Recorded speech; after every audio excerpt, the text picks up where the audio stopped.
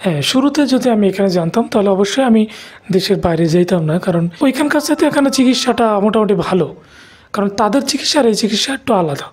তারা আমাকে মেডিসিন দিছে, এখানে মেডিসিন প্লাস থেরাপি সব কিছু মিলাই আর কি এখানে চিকিৎসাটা, যার কারণে হয়তো আমি তাড়াতাড়ি ইমপ্রুভ হয়েছি।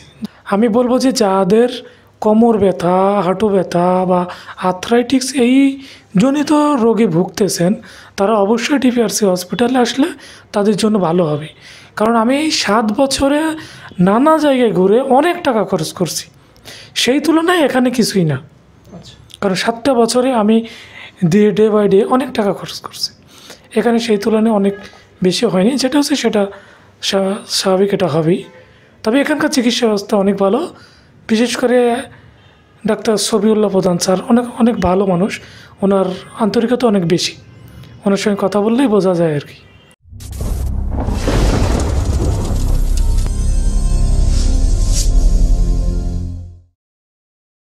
আসসালামু আলাইকুম।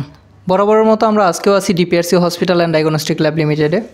আমরা এখানে রোগীদের সাথে কথা বলি এবং জানার চেষ্টা করি ওনাদের সমস্যা এবং সে থেকে তারা কিভাবে পরিত্রাণ পেলেন। তো আজকেও আমরা এরকম একজন রোগীর সাথে কথা বলবো যিনি ব্যথা বেদনার ভুগছিলেন অনেক দিন যাবৎ, এবং তার কাছে জানার চেষ্টা করব কিভাবে তিনি রোগ মুক্তি হলেন। জি, আসসালামু আলাইকুম। ওয়ালাইকুম আসসালাম। যে আপনার নামটা যদি একটু বলতেন। আমার নাম মোহাম্মদ হেলাল খান। আচ্ছা, কোথা থেকে এসেছেন আপনি? আমি রাজশাহী থেকে আসছি। রাজশাহী থেকে। পেশাগতভাবে আপনি কি করেন আসলে? আমি বর্তমানে সাংবাদিকতা করি, আচ্ছা আচ্ছা। কিন্তু আমি সিঙ্গাপুর ছিলাম এক সময়, তখন থেকে আমার এই ব্যথাটা আর কি শুরু হয়। আমি যখন সিঙ্গাপুর যাই 3-4 মাস পর থেকে আমার এই ব্যথাটা দেখা দেয়। প্রথমে কোমরে, হাঁটুতে ব্যথা ছিল, তারপরে পুরো শরীরটাই। তো আমি অনেক ডাক্তার দেখাইছি প্রায় দীর্ঘ 3 বছর, আর এর মধ্যে আমি প্রায় 1.5-2 বছর শুধু বিছানায় পড়েইছিলাম, উঠতে পারতাম না। একসময় মনে হতো যে আমি হয়তো আর বাঁচবই না, মানে শরীরে এমন কন্ডিশন, অনেকটা চিকনা হয়ে গেছিলাম। এখন তো মোটামুটি ঠিক আছি। তারপরে আমি কলকাতায় যাই 2 বার, তারা কোনো রোগ ধরতে পারে না, পুরো বডি এমআরআই তারপরে সিটি স্ক্যান করার পরেও তারা কোনো রোগ ধরতে পারে না। তারপরে আমি দেশে আবারও ফিরে আসি, প্রায় 1-1.5 বছর আবারও নানা জায়গায় আপনার বিভিন্ন চিকিৎসা নিই, ওই অনেকে ঝাড় ফু দেয়, এরকম কিছু করাইছি। তারপরে আমি আবারও শেষ চিকিৎসা ভেবে আমি আবারও ভেলোরে যাই। তো সেখানে যা কিছুটা ইমপ্রুভ হয়, পুরোপুরি না। তারপরে আমি স্যারের এখানে আসি, আসার পরে এখন এই যে 5 দিন ট্রিটমেন্ট নেওয়ার পরে ভালো হয়ে গেছি। আমার আর আপাতত কোনো ব্যথা ট্যাথা নেই। জি না। আচ্ছা, আপনি কি সিঙ্গাপুর থাকা অবস্থায় এই সমস্যাটায় পড়েন? আমার এই পুরো সমস্যাটাই সিঙ্গাপুর যাওয়ার পরে। দেশে থাকতে আমার কোনো শরীরে ব্যথা ট্যাথা ছিল না, কোনো রোগই ছিল না। আচ্ছা, এই সমস্যাটায় কি আপনি সেখানকার যে কাজকর্ম অথবা হাঁটাচলা করতে কি সমস্যা হতো? আসলে কখনো আঘাত লাগেছে এরকম কিছু মনে হয়নি, তবে নিশ্চয়ই কিছু একটা হয়েছে যেটা আমি হয়তো বা বুঝতে পারিনি কাজের ফাঁকে। কারণ সিঙ্গাপুর কাজ তো কনস্ট্রাকশন কাজের চাপ থাকে, অনেক প্রেশার থাকে, প্রায় 14-15 ঘন্টা কাজ করা লাগে। এই কাজের ফাঁকে হয়তো বা কোনো প্রবলেম হয়েছে যেটা আমি বুঝতে পারিনি। আচ্ছা, কতদিন যাবত আপনার এই সমস্যাটা ছিল? টোটাল 7 বছর।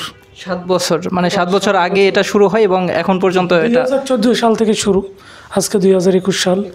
হ্যাঁ, ফেব্রুয়ারির আজকে 6 তারিখ না?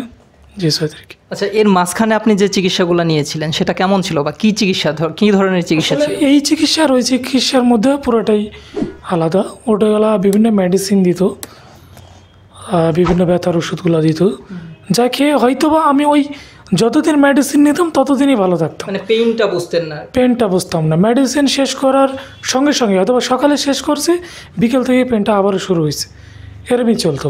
ডিপিআরসি হসপিটাল সম্পর্কে আপনি কীভাবে জানতে পারলেন? আচ্ছা, আমি যখন এরকম অবস্থায় ছিলাম তখন আমি বাবা সবসময় নেটে সার্চ দিতাম যে এই রোগ থেকে কিভাবে মুক্তি পাওয়া যায়, এই সমস্যা। তো দিতে দিতে আমি ইউটিউবে স্যারের একটা পাই, এবং এসএ টিভিতে স্যার প্রতি শুক্রবার 9:30টায় সাক্ষাৎকার দিয়ে থাকেন। আমি এটা নিয়মিত দেখতাম। তো নিয়মিত দেখতে দেখতে দেখতে 2020 সালের সেপ্টেম্বরের 17 তারিখে আমি স্যারের কাছে আসি। আসার পরে স্যার আমাকে ভর্তি হতে বলে, কিন্তু আমার কিছু ব্যক্তিগত সমস্যার কারণে আমি ভর্তি হই নাই। স্যারকে বললাম, স্যার আপাতত আমি ভর্তি হব না, আমি পরে হব। স্যার তখন কিছু মেডিসিন দেয়, সে মেডিসিন খেয়ে আমি প্রায় 1-1.5 মাস মোটামুটি ভালোই থাকি। তারপরে আমি কিছু কাজ করতে লাগি, আমি 3 তলায় থাকি। তো তো আমি নিচে থেকে পানি বালতিতে করে পানি টানি ওঠাইতে লেগে আমার মাজায় ব্যথাটা আবার বেড়ে যায়। আচ্ছা। তখন আমি আবারও স্যারের কাছে যে আসছি, আসার পর থেকে আমি যখন স্যারের কাছে আসলাম তখন আবার একটু বেশি হয়ে যায়। তো আমি এই 4 দিন ট্রিটমেন্ট, 5 দিন টোটালি 5 দিন ট্রিটমেন্ট নেওয়ার পরে এখন মোটামুটি সুস্থ হয়ে গেছি। এখন কি আপনার সেই ব্যথাগুলো আছে, বা আপনি কি বুঝতে পারেন সেই ব্যথাগুলো আপনার শরীরে আছে কি নাই? না, ওই ব্যথাগুলো আসলে এখন আর নাই। এখন আর নেই। আচ্ছা, এখানে আপনি 5 দিন ভর্তি ছিলেন। এখানকার যে ম্যানেজমেন্ট, তারপর হচ্ছে আপনার ডিউটি ডক্টর, নার্স বা আপনার যে ফিজিওথেরাপিস্ট বা যারা আপনার চিকিৎসা সেবায় ছিলেন, তাদের সেবা এবং তাদের ব্যবহার কেমন ছিল যদি একটু বলতেন। আচ্ছা, এখানকার সবার ব্যাপারটাই অনেক ভালো।